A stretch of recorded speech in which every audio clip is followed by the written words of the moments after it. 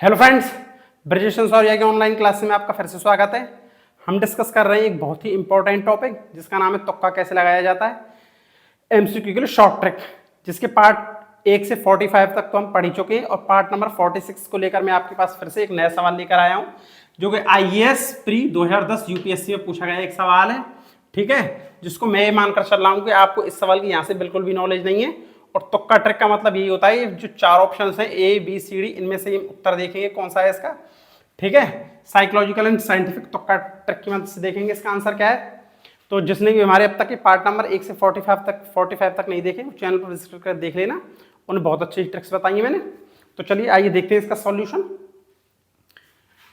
Question मैं एक बार पढ़ के बोल देता हूं, जिससे कि कोई शब्द या अक्षर आपको समझ में नहीं आया तो आपको समझ में आ जाए। ठीक है, जीवित प्राणियों में क्रमिक विकास की दृष्टि से निम्नलिखित में से कौन सा एक क्रमिक विकास का सही अनुक्रम है। यहां पर विकास लिखा हुआ नहीं था पेपर में या किताब में, तो वो मैंने लिखा नहीं है, वैसे ये सब आएगा यहाँ पे विकास है, क्रमिक विकास का सही अनुक्रम है। ठीक है, आईएएस प्री 2010 यूपीएससी में आया एक सवाल है, एबीसीडी 4 ऑप्शन है इसके।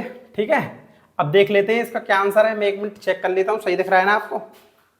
हाँ सही दिख रहा है, कोई दिक्कत नहीं। ओके ठीक है, आइए देखते हैं। देखो मैंने आपको क्या बताया था, एक बार एक ट्रिक बताई थी किसी सवाल में कि जब वो किसी दो ऑप्शंस में क्रम बदल देता है तो उन दोनों में से कोई एक आंसर होता है। तो देखो ये क्या लिख रहा है, ऊदबिलाव, कच्छप और शाक जेड, मतलब 1 2 3 है ना। अब देखो 3 वाले को सबसे पहले ले लिया, क्रम बदल रहा है, शाक जेड को इधर ले लिया है, कच्छप जो दूसरे नंबर पे था इसने दूसरे पे रखा है, ऊदबिलाव को जस्ट सबसे पीछे, सबसे पहले तो सबसे पीछे रख दिया है, मतलब इन दोनों का क्रम बदल दिया है इसने आपस में। तो ये कॉमन सेंस की बात है, सी और डी इसके आंसर नहीं है, यहाँ इसका क्रम बदला ही तो है, इन दोनों का आपस में क्रम ही तो बदल रहा है।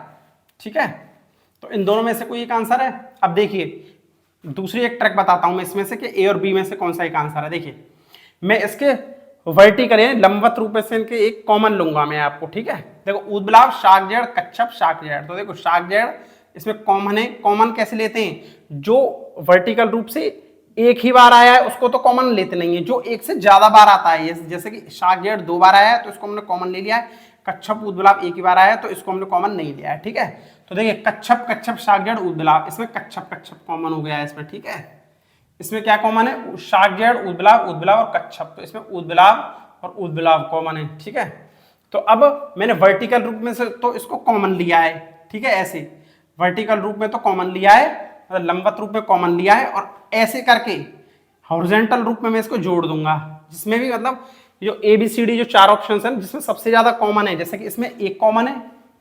ठीक है, बी वाले में 3 कॉमन है, 1 2 3, बी वाले में 3 कॉमन है, सी वाले में एक ही कॉमन है, और डी वाले में एक कॉमन है। तो जिसका भी मान सबसे ज्यादा होता है वो वाला उत्तर होता है इस हिसाब से, इस ट्रिक के हिसाब से। तो ये वाला ऑप्शन आपका बिल्कुल करेक्ट है, शाक जेड, कच्छप, ऊदबिलाव इसका आंसर है। आई होप कि आपको समझ में आ गया होगा। जिसको भी समझ में नहीं आया है वो चैनल पर कमेंट करके मुझसे एक बार पूछ लेना, मैं अगले पार्ट में आपको फिर से बता दूंगा इसका आंसर, समझा दूंगा इसका। ठीक है, तो जिसने भी हमारे पुराने पार्ट नहीं देखे 1 से 45 तक के, 1 से 45 तक, वो चैनल पर विजिट करके देख लेना, बहुत अच्छी ट्रिक्स बताई मैंने उन्होंने।